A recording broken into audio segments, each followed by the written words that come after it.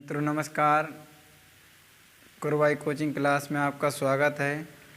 जैसे कि कल हम लोगों ने पिछली वीडियो में वर्णमाला स्टार्ट की थी और वर्णमाला में कुछ मेन चीज़ें पढ़ी थी जो परीक्षाओं में उपयोगी हैं। आज हम कुरवाई कोचिंग क्लास में वर्णमाला के जो स्वर है उसको पूरा करेंगे, स्वर पढ़ेंगे।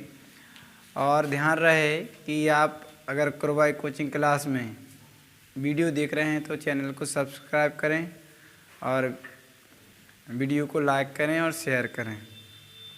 साथ ही साथ मैं आपको बता दूं कि हिंदी के बाद कुछ दिनों बाद आपको सामान्य प्रबंधन की वीडियो मिलने लगेंगी। तो आज हम बात करते हैं कि किस प्रकार से अपन को स्वर पेपर में पूछे जाएंगे। देखते हैं स्वर होता क्या है। स्वर स्वतंत्र रूप से बोले जाने वाले वर्णों को स्वर कहते हैं। अर्थात जिस पर व्यंजन वर्ण होते हैं, व्यंजन वर्णों को हम बिना स्वरों की सहायता से नहीं बोल सकते, लेकिन जो स्वर होते हैं उनको हम स्वतंत्र रूप से बोल सकते हैं, यानी ये स्वतंत्र होते हैं। परंपरागत रूप से स्वरों की संख्या 13 मानी गई है। परंपरागत यानी प्राचीन रूप से स्वरों की संख्या कितनी मानी गई है? 13 मानी गई है। मैं आपको बता दूंगा कौन कौन से स्वर हैं। अब थोड़ी बाद में बात करते हैं हम उच्चारण की दृष्टि से इनकी संख्या 10 मानी गई है।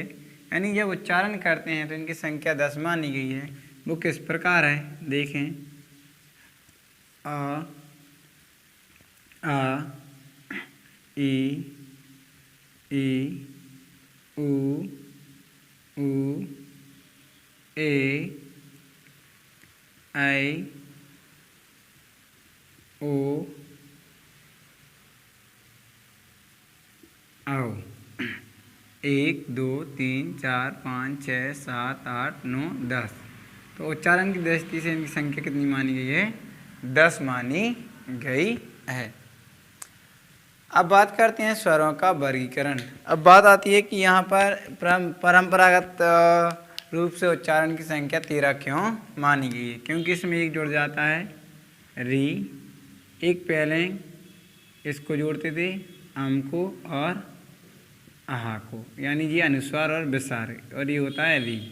इसलिए इनकी संख्या पहले प्राचीन समय में 13 मानी गई। अब हम बात करते हैं स्वरों का वर्गीकरण। उच्चारण के आधार पर स्वरों का वर्गीकरण 3 प्रकार से किया गया है। उच्चारण मतलब बोलने की दृष्टि से। सबसे पहला होता है लघु स्वर।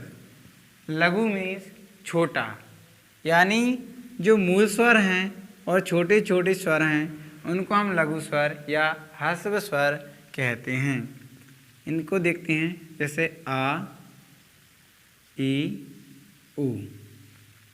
ये होते हैं लघु या ह्रस्व या छोटे स्वर। दूसरा होता है दीर्घ स्वर।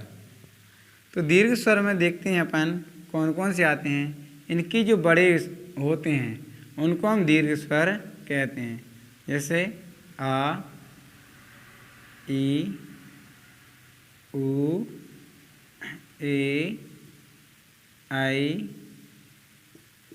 ओ, औ। ये कहलाते हैं दीर्घ स्वर।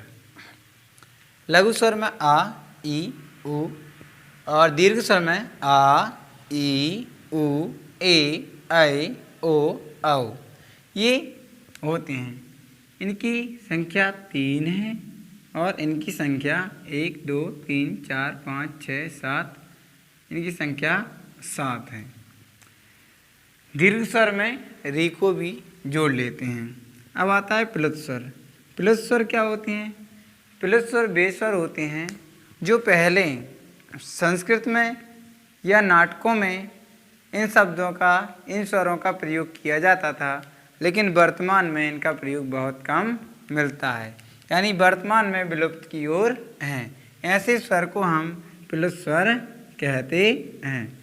इस प्रकार का आपने कभी देखा होगा आ, जैसे हम गुरु भी कहते हैं, इस प्रकार से लगा रहता है तो उसे बोलते हैं प्लस स्वर। इसका उपयोग कहाँ पर करेंगे? जैसे रामायण महाभारत में जब तेजी से बोला जाता है राम, तो यहाँ इसका प्रयोग इस प्रकार से किया जाता है।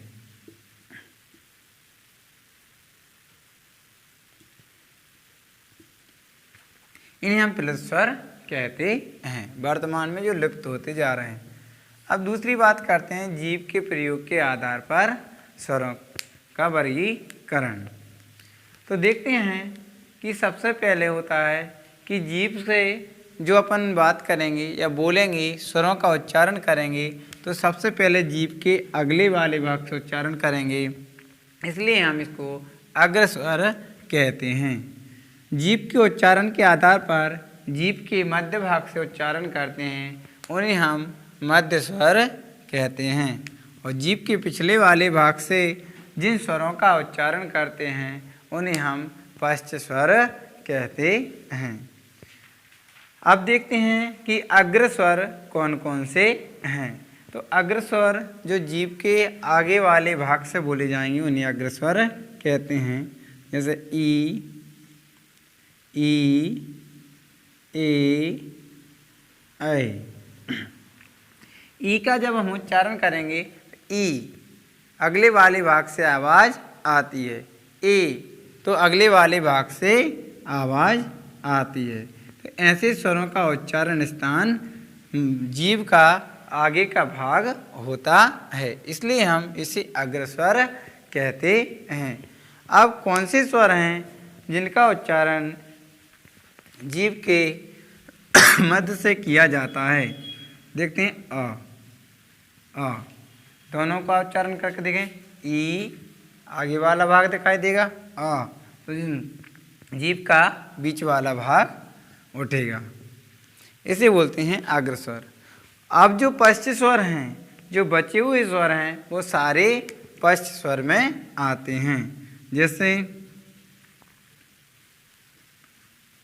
आ, उ, ए, ओ, आओ, ओ।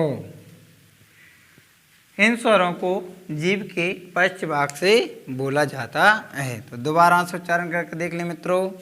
ई, ए, ऐ, आ, मध्य से आ, उ, ओ, औ।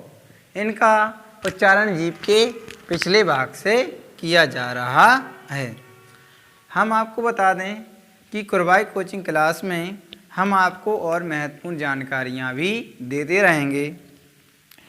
मैं थोड़ा आपको परिचय दे दूं। मैं विनय सिंह लोधी, लक्ष्य कोचिंग क्लास संचालक, और साथ ही साथ अभी मैंने जो वर्तमान में पंचायत राज स्तर पर चुनाव लड़े थे तो जनपद सदस्य भी हूँ। तो आपके लिए मैं हमारी कुरबाई कोचिंग क्लास पर जो ग्राम विकास की प्रमुख सूचनाएं होती हैं वो समय समय पर डालता रहूँगा, अतः आप हमारे चैनल से जुड़े रहें। जैसे ग्राम में आपको पता होगा कुछ वैकेंसियाँ तो ये आपकी ऑनलाइन ही आती हैं, लेकिन कुछ वैकेंसियाँ ऐसी होती हैं जो ऑफलाइन आती हैं, ग्रामों में निकलती हैं, लेकिन अपन को पता नहीं चल पाता है। इसलिए आप हमारे चैनल से जुड़े रहिए, आपको हम वैकेंसियाँ बताते रहेंगे। जैसे आशा कार्यकर्ता, हाँ, और साथ ही साथ आपको एक और अच्छी शुभकामना मिल रही है, अच्छी सूचना मिल रही है कि कुरबाई में लक्ष्य डिफेंस एकेडमी की शुरुआत भी हो रही है, जिसमें फिजिकल की पूरी तैयारी करवाई जाएगी। जो ट्रेनर रहेंगे भोपाल से आएंगे आपके लिए। और आपको जैसे मैं अभी बता रहा था कि ग्रामीण क्षेत्रों में कौन कौन से काम होते हैं, कौन कौन सी जॉब्स होती हैं, उनके मैं समय समय पर आपको नोटिफिकेशन देता रहूँगा। जैसे आशा कार्यकर्ता हुई, स्वास्थ्य विभाग हुआ, ग्रामीण स्तर पर स्वास्थ्य विभाग का पता नहीं चल पाता है, उप अस्पताल हुई, ग्राम में कृषक हुआ, कृषक मित्र हुआ, और रोजगार सचिव हुए, और साथ ही साथ स्वच्छता हितग्राही, जल संरक्षण, पशुपालन विभाग, मछली पालन विभाग, बहुत सारी वैकेंसी आती रहती हैं जो पंचायत स्तर पर, जनपद स्तर पर निकलती हैं। अतः आप हमसे जुड़े रहिए और महत्वपूर्ण जानकारी प्राप्त कीजिए। अगली वीडियो में हम व्यंजनों के बारे में बात करेंगे।